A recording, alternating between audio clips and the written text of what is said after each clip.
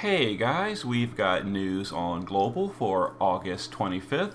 This week, joining me once again to discuss the news is Barry. So you can say hello, Barry. What's going on, everyone? It's good to be back. You said you wanted to come in for the premium Tidus banner, I think like right away when he was announced in JP, didn't you? I did.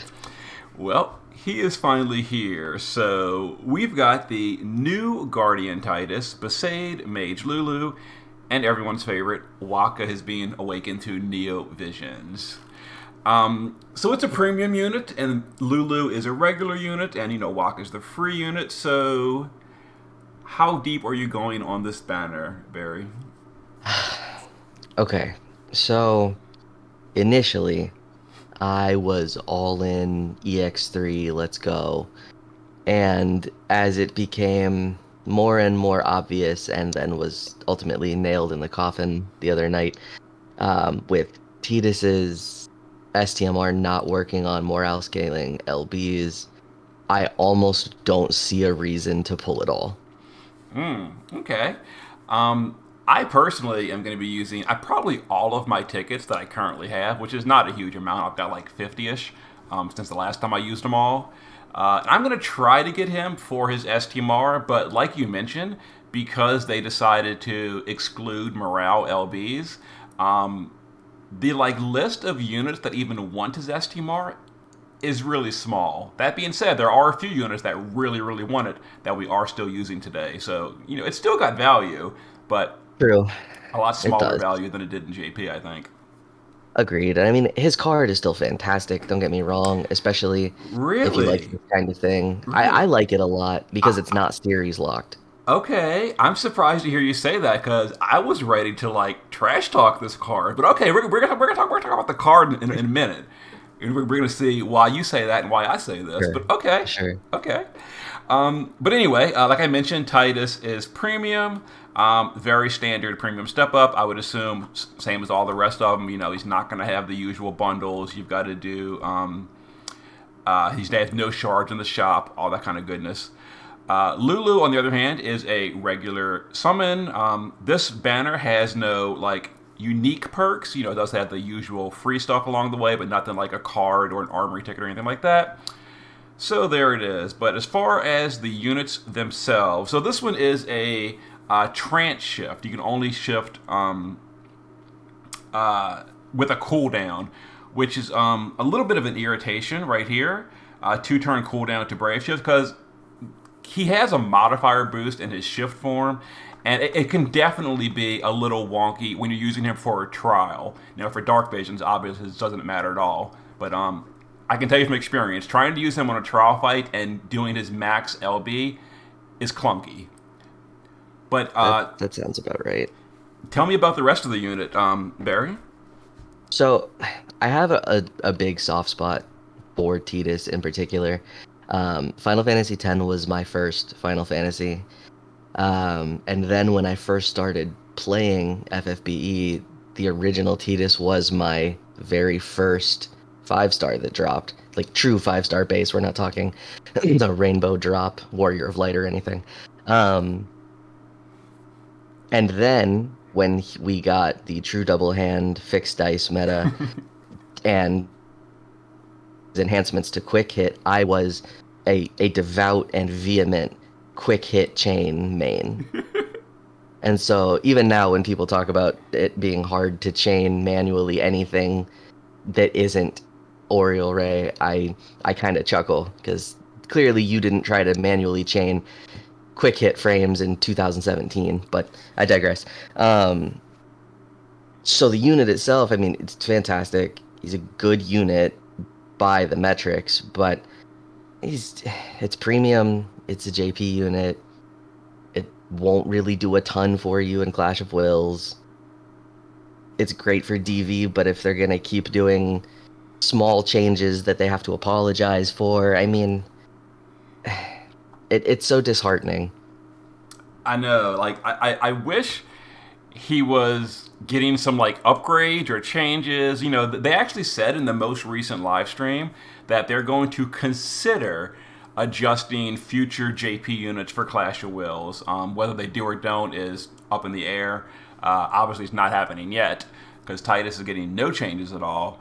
And yeah, like you say, even though he's probably going to be one of the highest bursters in Dark Visions, assuming water is a viable element. For the Right. for the final boss, it pretty much always is, but for like the sub bosses, it's either it is or it isn't. Right. Yeah, he'll be really high damage for Dark Visions, but Clash of Wills, probably not. Would be worth ringing. And who's to say they won't pull the same thing that they did with Knights of Grandshelt in this most recent Dark Visions too? It is very definitely very possible. We're going to go over the card in a moment, but the Stmr. So we talked about it briefly, and for those that aren't in the know, this is honestly the big reason Tidus is talked about is because this is usable on any. No, that's actually not true. This is usable on some physical LB damage users, and it is actually quite restrictive. They don't tell you all the information in this, but for one thing, anything involving morale excluded right off the top. Also, it does not work on any LBs that have ignored defense components. So for like his 5-star form, Star Player Tidus, you might have been using him as like a budget option or whatever. It just doesn't even work on that LB, period. It only works on LBs that are pure physical damage or stacking physical damage. So like it'll work on Sephiroth, it'll work on Knights of Grandshelt, etc. But a lot of units it will not work on. It also does not work on anything racial. So like Balthier can't use this at all. Doesn't work. I mean, I guess at least it's got a high flat attack and some decent HP, if that's something anyone cares about at this point. That is true. Yeah, it's definitely a decent chess piece. Do you remember by memory? We just got Balthier's chess piece. That one's pretty good too. How much flat attack do you remember by that one? I don't remember. I know So it's high. the HP is 9999 and the attack is 120. Okay, so it's more HP but less attack power, just from raw Correct. stats. Mm-hmm. Okay, that's nice. But yeah, so to give you a brief information about his kit, Tidus has a 40% sword in peril in the base form. His base form LB is those really, really bad triple bolting strike frames. If you're familiar with like Vaughn that we just got, or the Balthier, his shifted LB, it's the same kind of goofiness, but it's not exactly the same. Of course, they couldn't make like this like a new technical family. Oh no, he's got to have a different starting value than those other goofy frames because, yeah, why make things consistent? You think they would have learned when we used to have to worry about chaining frames that had the unit moving. Mm-hmm. Yeah, because they actually went through and edited tons of units. Had to be a bunch of work to fix that problem, and they're bringing the problem back again. Like I don't know why. All right, they really just wanted the fan vote to always have been Leela, and so they're just reminding us of how great she was at the time. Oh jeez. Now his shifted LB is actually it's focused around throwing weapons, and it comes with a 45% throwing weapon in peril, which is actually the highest in the game. It is quite a bit less damage than his base form LB, but it's still pretty hard hitting. And I gotta be honest here, for those of you that watch my videos, you know, when I use Tidus and JP, I typically always use the shift form. Only because the shift form is a single hit, very easy to cap. So I usually take like a 30% damage penalty and go for my sanity and just not care, and that's what I do. And it's like, you know, for serious content, you got to do the best. You got to use the base form. But when I'm just using him for like an EX stage or even on trials, I'll use the shift form. I mean, it makes sense. Why make something harder when it doesn't have to be? Mm-hmm. Now, as far as damage goes, I'm going to show you, and as far as this Stmr goes, and what like it matters, I'm going to show you like my damage spreadsheet. Now, this tab I edited briefly, and I did this like 5 minutes ago without like double checking all the math. So I did it by memory and stuff, but I'm pretty sure I got it right. So I've edited these units assuming the first 5 turns of Dark Visions also assuming Sylvie is on the party, meaning you're doing a Thunder or an Earth party. So, for example, Tidus's Amplify is split to a 75, assuming you're doing like a Thunder party, because he is locked to Water Element. And again, first 5 turns, so units that can use first 5 turns things like his STMR are using it, or they're using the cool Smile card we just got for the morale stuff. So like Chizuru is using the Frievia card because it's better for her than her own card, or like a Knights of Grand Shell card. So here's like a relative burst damage comparison for like some of the top physical units, assuming they're using Tidus's STMR if they can be. For example, Balthier is not because he can't. But here's like a damage breakdown. As you can see, Tidus does come out to the top, which is as expected for a brand new premium. Not that much higher though, and he is locked to water, which is a little bit of a headache, but it's decent. It's also worth noting that Tidus is the only unit until Vilk that is premium, and they're all except for Die. Yes, except for Die, permanent units. And the fact that Chizuru is non-premium and is only behind by a little over 2 billion damage, it's just kind of perspective. I know perspective. It's crazy. Like I gotta be honest here. I was completely expecting some global buffs for this guy. Like they buffed up Knights of Grand Shell. They buffed up like Dark Fina. They buffed up like Tifa way back in the old days because they made her STMR stack, which was a buff. So the Dark Rain got a huge buff. So like, and then Tidus is like nothing. I don't know. It's a little bit strange. Yeah, to say the least. Now, real quickly, let's briefly just look at some of the like top physical units, and we'll point out who like can or can't use the STMR. So Chizuru can't use it. Tidus obviously can. Sky's a jumper, can't use it. Balthier can't use it. Kane's a jumper, can't use it. Roos can use it, and this would give a 100x modifier to Roos. Esther can't use it. Wilk can use it, with a disclaimer that he can't do his full rotation while using it. The earliest Wilk can do a full damage buff if he's your breaker, and otherwise, why are you bringing Wilk, is turn 6. So he has to skip a stack of his LB to use Tidus's STMR. That being said, it is still worth it because one stack of his LB is less than 100 more modifier. Ricard can't use it, Dai can, Tyvis can, Roberta can't, Graf can't, Berserker can't, Esther can't, and at this point, like, these units are just not being used anymore, so who cares? So yeah, right. So like 3 units are even going to use this on global. It's a small list, but it's a relevant list because, like, you know, for example, Wilk can use it, and he is going to be on every Dark Visions team at least, you know, until we get a better 90 breaker. So like, right. You know, it does have value. So it's not like that. Like that's the reason I'm going to be using my tickets. And as far as Clash of Wills. Let's go to the Clash of Wills page. Where's Sky? Sky can use it. Her shifted LB is 2 parts. It's 1 part morale, and then the second part is pure physical. The pure physical part will get the modifier, but it won't double dip because half is morale. So it will add an extra 100 modifier to Sky in Clash of Wills, and that, to be honest, is the main reason I want to copy. That's super fair. Does it apply to SLBs too? It does, assuming the SLB is either pure physical or stacking physical. Got it. If it has morale or defense ignore or any kind of weirdness, it will not work. For example, like Louise's LB, you know, or Angela's, like they're physical typed, but they're not physical damage, so it won't work on those. Sure. Not that you'd want to take the hit on the magic stat anyway for them. Yeah. So there's Tidus. And as far as the Vision card, we're gonna there it is.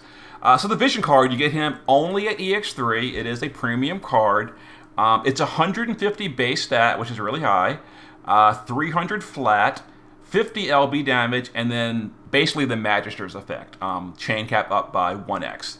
Now you said this card is great, Barry. So sell it to me. Why is this card great? All right. So first of all, it's not for the name. The name is stupid. I don't know why they couldn't just call it Steki Dane, just like it was in War of the Visions, just like the name of the song is that plays during the scene. I don't understand. It's the dumbest thing I've ever seen. That being said, it's not series locked. It's the highest flat attack that we have that does have limit burst damage and flat stats, and being able to use the Emperor or Ruler's variants of the Clash of Wills gear instead of Magisters does give you the ability to have a higher flat stat headpiece, chest piece, or an accessory, which gives you more residual flat stats on the back end. So what it does is it compresses a bunch of different stats into a single card that already has a pretty impressive flat stat and an additional 300 attack and LB damage, which is probably what you're going to be using at this point since every relevant damage dealer is an LB finisher. All right, so there you go. You did make a very, very good point that I kind of overlooked when you said that you can trade out a piece of Magisters for a piece of Rulers, and if you do that, you will end up ahead. What a lot of people just by first glance are like, 150 flat or 150 base, it's got to be better. Something a lot of people don't realize is 150 base and 300 flat is actually worse than something like Knights of Grandshell card, because the 20 extra flat then gets multiplied by passives and multiplied by buffs. So assuming a 400% buff like in Clash of Wills or with Aerith or like a premium buffer on your party, that's going to give you 20 times 9 is 180 plus the 300. So you're still at only 480 effective attack power over a 130 card like Knights of Grandshell, or even worse, something like Esther's or Wilkes or the new Hayo card, etc. It is true, there is no series lock here, although Knights of Grandshell card isn't series locked either. It's attacker locked, which is Right. a lot more wide. That's why I like that one more, because it also gives percent attack as well as more LB damage. But Sure. you do lose the Magister's effect. But again, I completely overlooked the fact that you're right. You could then cash in that Magister's ring for a Emperor ring and then get 200 more attack power, and then at that point you're 180 ahead of the other setup. So yeah, okay. You have. I told you to sell it to me. You did. I now believe this is a decent card. And I mean, we're min-maxing at this point. True. It's True. it's a utility card. That's all any of the vision cards really are. Do you need 50 LB damage that you can't get from a materia? Do you want 100 chain cap when you don't want to just use a Magister's piece? I mean, it's pretty much just build the unit. Mm-hmm. Yep. And then the other unit on the banner is Besaid Mage Lulu, the SOB unit. So, unfortunately, I don't know. I don't love the whole copy-paste elemental wheel. So, we had Emperor, the 160 Wind in peril. We had Vaughn, the 160 Fire in peril. Here comes the 160 Water in peril. She is basically a duplicate of Vaughn, except magic. And that's really it. So Yeah, I like her sprite. it's decent, yeah. Mm-hmm. It's the most effort I've seen them put into a sprite since probably Chizuru, but before that, I mean, it's been a while. Mm-hmm. So, am I being too harsh to Lulu, Barry, or is that just kind of the reality of the unit, or? No, I mean that's exactly it. We saw the exact same problem when you had Tulian and then Edge and then I mean that whole rotation. They Mm-hmm. really like to do this for breakers for some reason to convince people to pull because God forbid they give a decent like all element breaker. Why not? Mm-hmm. Exactly. So, just to give people like a heads up of what we've already had and what's coming, I'll go through the entire wheel for you guys. So, Fire is Vaughn. Ice is, oh God, who's Ice? Do you know, Barry? The 160 Ice in peril? Oh no. Oh God, I forgot. I don't know. It's Um, not Ish, is it? no, she's 145. That's She's right. the old rotation. This is the new rotation. All Oh right, so God. I can't think of Ice, but Thunder is Edge. He got Crown abilities. He became the 160 Thunder. Wind is Emperor. Earth is Tulian. He becomes that with his story gear. Water is Lulu. Light is Kuja, coming up soon. And Dark is the crowned Hawkeye. Although we may not get that on global. Who knows? But yeah, and all the units basically do the exact same thing. They do an 89 break to 1 stat and a 160 in peril. And here's Lulu for you. But still no 90s. Why is JP so opposed to 90s? I don't even know. They have Save Your Lightning at 90 Spirit, but literally That's right. nothing since then has been 90 Defense or Spirit. They do have 90s to attack and magic, but not Defense and Spirit. And what was she, like the 5th neovision unit or something like that? She was really old, yeah. It's so crazy. I don't understand. But Lulu's gear is pretty good. The robe is, I thought that was right. Oh, yeah, that is her STMR. The robe is basically Emperor's STMR. This is like such copy paste. It's Emperor's STMR, but in robe form instead of heavy armor. It's like the exact same thing. It's breaker only, 100 LB damage only for breakers, and it's a mage robe. Yeah. I don't understand. But her TMR is awesome. I love this TMR, and when I'm using tickets for Tidus, if I happen to get Lulu instead at the same time, I won't even be upset because this TMR is amazing. It's 60 magic accessory and 100 true double hand for magic. That's really good. It's fantastic. It reminds me of Zenaida's as a true double hand equivalent, but magic true double hand is so weird and hard to get unless you have paws. Mm-hmm. Also, I misspoke. Zenaida was dual wield, not double hand. I don't know why I said that. I don't think we've ever had a 100% double hand accessory. Have we? I don't think so. I think the highest has been like 75s. I believe you're correct. So that's real nice. Yeah. And then Wakka, the bonus unit for the next 3 events. That's basically it. Look, so in my head, when Wakka got his 7-star, my brain registered that as neovision. And so I have just still been bulk fusing all of my Wakkas. Oh no. I know. It's fine. I'll figure it out. Well, the good news is... It's so upsetting. The good news is, unlike Guy and Vayne and the upcoming like Gaw and Seymour and all these like purged neovisions, Wakka is still in the general pool, so you can still pull more of him very easily. But and to go off topic a little bit, how do you feel about them just not re-adding those units after they get Neos? Because in JP, after a 3 or 4 star gets an Awakening, they get re-added to the general pool, and you can pull them again. I just pulled 2 Vaynes this morning in JP from the daily free pull. We get 10 pulls a day for free. I pulled 2 Vaynes, and I was looking at that, I'm like, this is so irritating because I need more Vaynes on global, but he's not in the pool, and they didn't re-add him to the pool. They didn't re-add Guy to the pool after he got an Awakening. And Guy's STMR is great. I want more copies, but I can't pull Guy because he's not in the pool. You can literally check the rates on banners, and then you see all the unit rates. They are just not in the pool. You cannot pull them. So I don't understand. I really actually thought that they did that because they did it in JP, and it seems like such an easy thing to do. But honestly, I think we're at the point in where Global has come that they should just re-add all of the 3 and 4 star units, because it's not like they're coming out with new ones with banner rates that matter.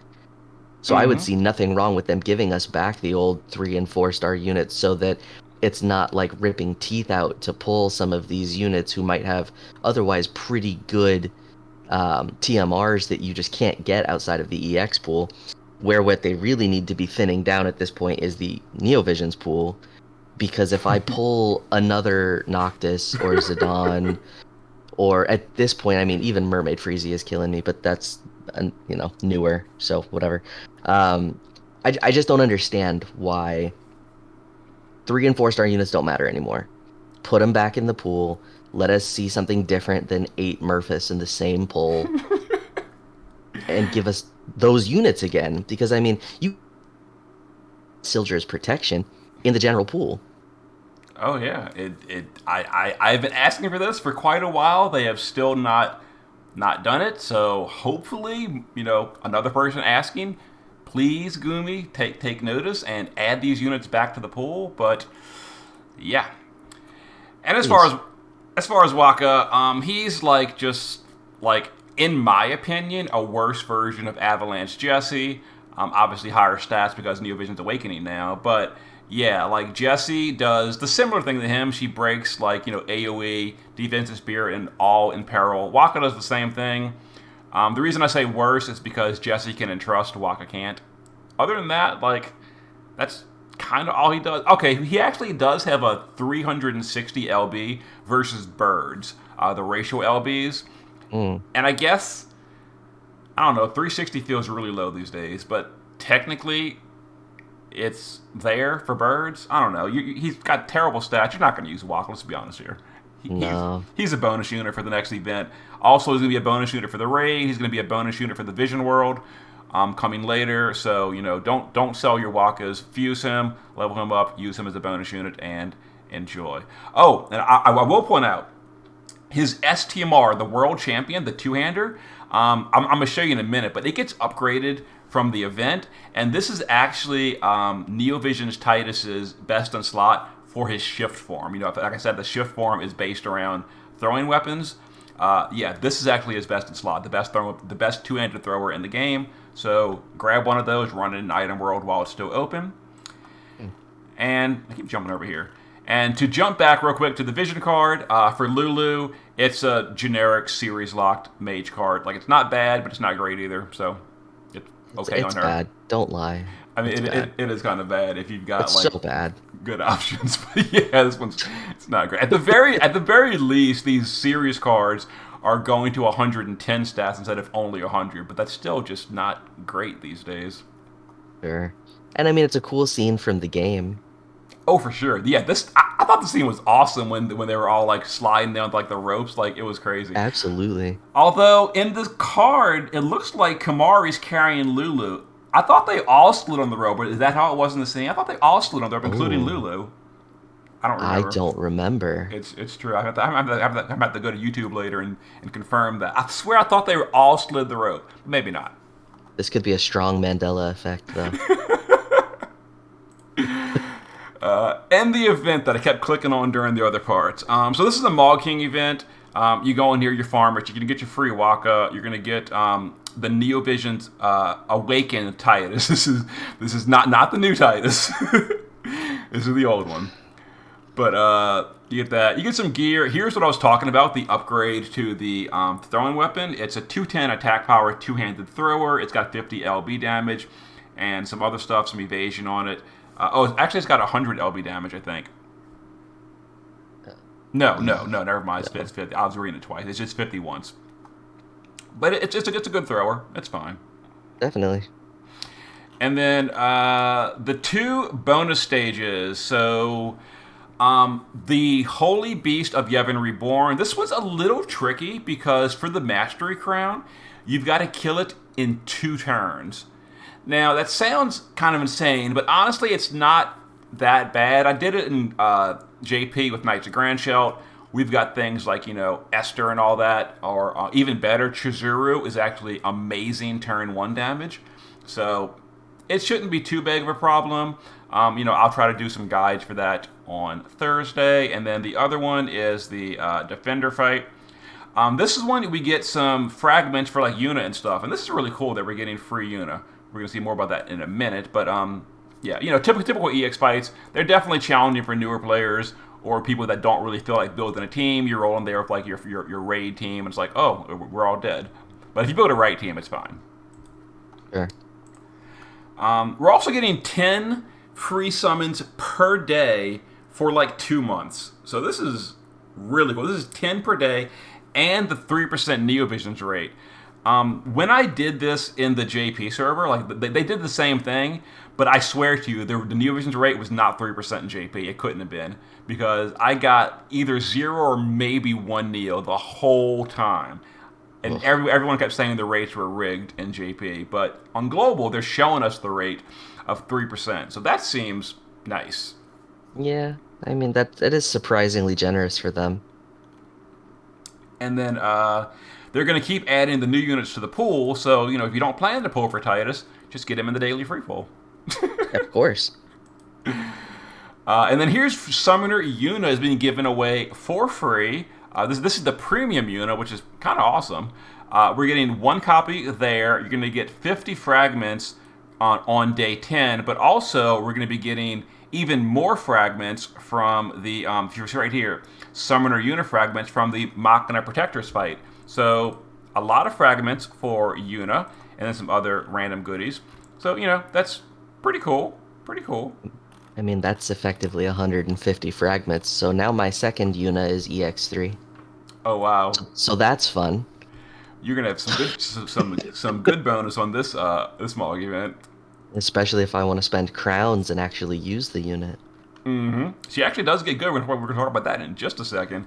But here's just some more stuff to run. The Tidus, star player Tidus's Stmr, which was already upgraded once, is getting upgraded even further. I think currently it's at +3. This brings it to +4, so it makes it even better. And then also the 5-star Lulu, her TMR, is upgraded to a 2-hander with 210 magic and then some special stats for the new Lulu herself. So if you own this already today, you can run it in Item World, and the enchantments will carry over to the new version. So these are nice. People who actually played Final Fantasy X should really just take in and appreciate how much less of a grind it's going to be to get this weapon for Lulu than it was in the actual game. For Lulu, okay, so here we go. We're disagreeing again. And I talked about this in Discord, in a different Discord with some people, and people were talking about Final Fantasy X, we're talking about the mini games. Am I the only person ever who didn't have a problem with the lightning dodging? I got that, Clearly. so easy.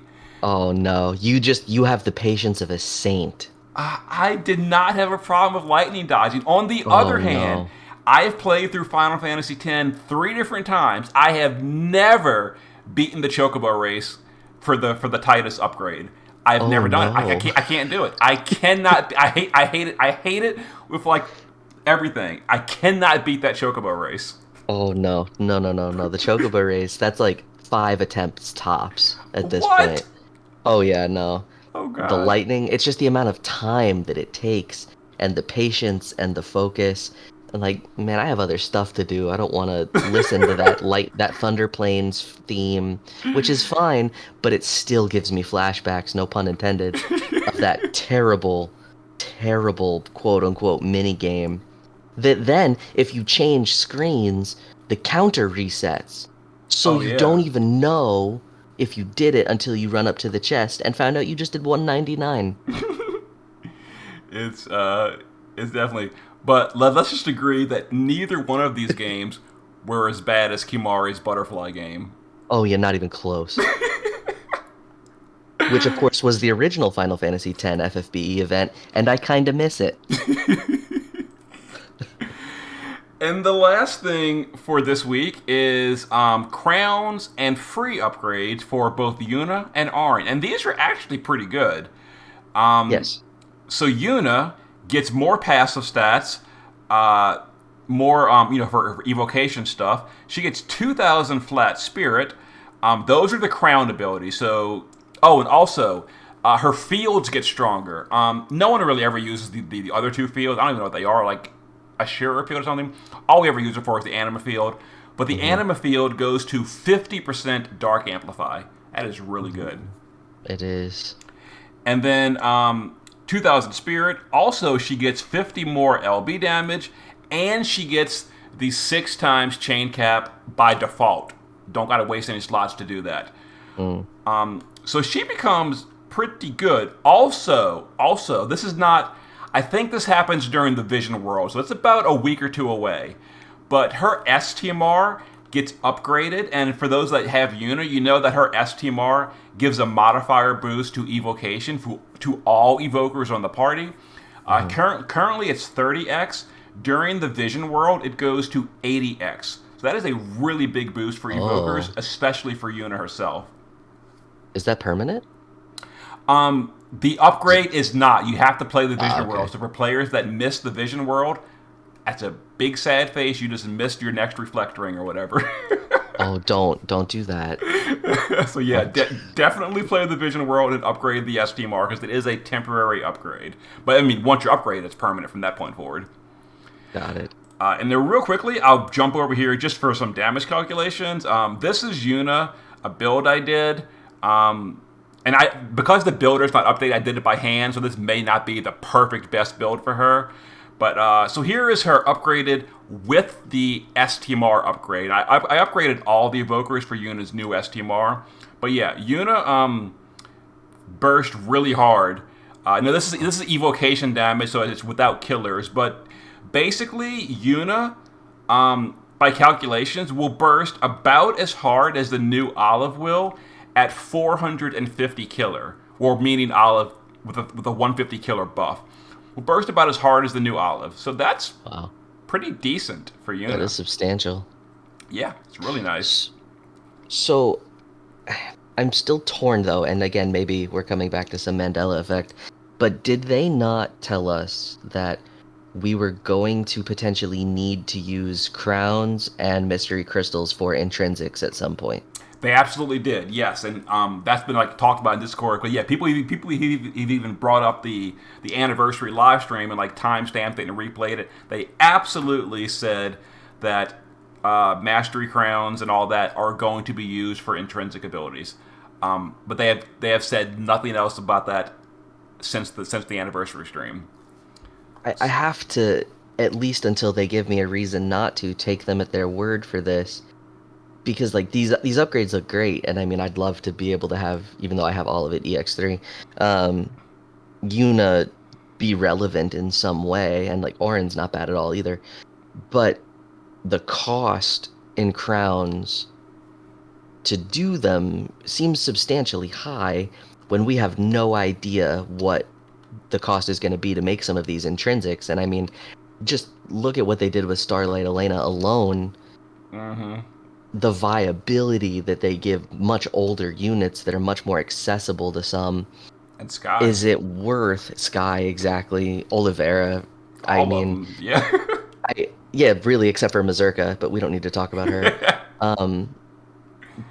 They so much life into those units, and if we have to start spending crowns to use them or to make them, I don't ever foresee a reason why I should do this. It is true. It is definitely a risk. And also Yuna, as nice as she is hard locked to only light element, cannot be imbued, so you can't even mix elements. So it's a little bit more restrictive, most certainly, than other units.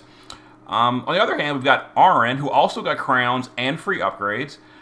So he is 4 crowns for his full upgrades. 2,000 attack power. He also gets innate 6 times chain cap, so it doesn't need to steal your magisters anymore.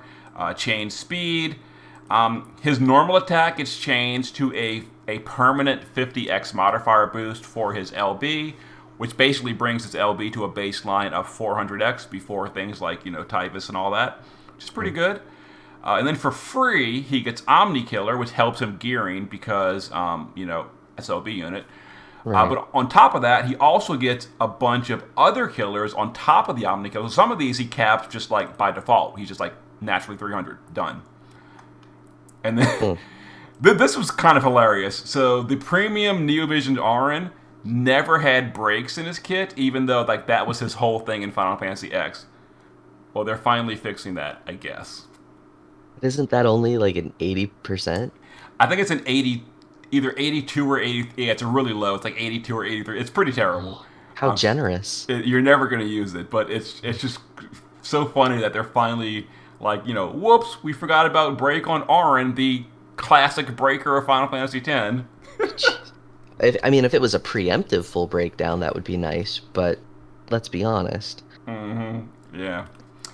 And then as far as a brief damage calculation, I'll go to my future unit page. Now this is without Tidus's Stmr, and all of these do have it, but Auron, before Tidus's Stmr, and it does work on him, before Tidus's Stmr, he's about 17 billion burst, which can comparatively to be something like Kane jumping, or a little bit better than Roos, but not as good as like Balthier, Chizuru, the new Tidus, etc. So he's decent, but if you give him Tidus's Stmr, then he'll be a lot better. I'd have to go and calculate that. I don't have access on this, what I'm looking at right now on the screen, but he's decent. He's definitely for like an older unit. It's a real nice upgrade. Sure. Just is it worth 4 crowns? That's the big question. So I will probably not be crowning both of these right away. Although I don't know. You see, here's the thing. I was really looking forward to using Yuna on the current Clash of Wills because, like I said, she burst really hard, and she's an Mm, evoker. So the Clash of Wills boss being a nightmare to gear killers for doesn't matter for her, and it's weak to holy. it's true. So I was really wanting to do a video with her, but do I want to spend 4 crowns just for? Actually, isn't it 8 crowns for her? Hers is just 2, wasn't it? Oh, it's two, but it's two different abilities, so it's four total. Oh, Yeah, that's how it is. So Auron's got one ability, but it costs one, then two, so it's 4 total. Hers are just 2 upgrades, but they only cost mm. 1 crown each. So it's 4 crowns to max out either unit, I believe. Admittedly, I haven't even looked at how many crowns I have ever, so I don't even know. I think I'm at 26 on global. I by Oh memory, wow. or maybe that's the JP server. Could be. I don't know. I, I'm I have a hard time even wrapping my head around that we've had 26 crowns. That must be the JP server because I just did upgrades on JP because we got special crowns and it shows you both in the UI. That might have been the JP server that I have 26 on. I don't know, but yeah, I'll I have don't to even check know where later. to look for crowns. That probably about sums it up. But that's pretty much it for the news. So like a brief preview for the upcoming, assuming we follow the JP format, which we probably will for this whole event. It should be a raid with premium Jekt coming up soon, and then a Vision World with Kamari coming up soon. And these are all Final Fantasy X themed. Which Is is there fun. anything else you wanted to say before we end it up, Barry? I really need them to make Final Fantasy series units worth pulling. I I don't understand. Most people got into this game for Final Fantasy series units because they wanted to use the characters that meant something to them in some way, shape, or form. And the degree to which they are just completely brushed aside, especially in global, is so disrespectful to the Final Fantasy franchise in general that I don't see why they even bother to give us those units anymore. When even we're seeing collab units be exponentially better. I mean, the new Ellie and the new Citan are great. Even on the JP from their perspective. Um, I can only imagine what these new Nier units are going to be.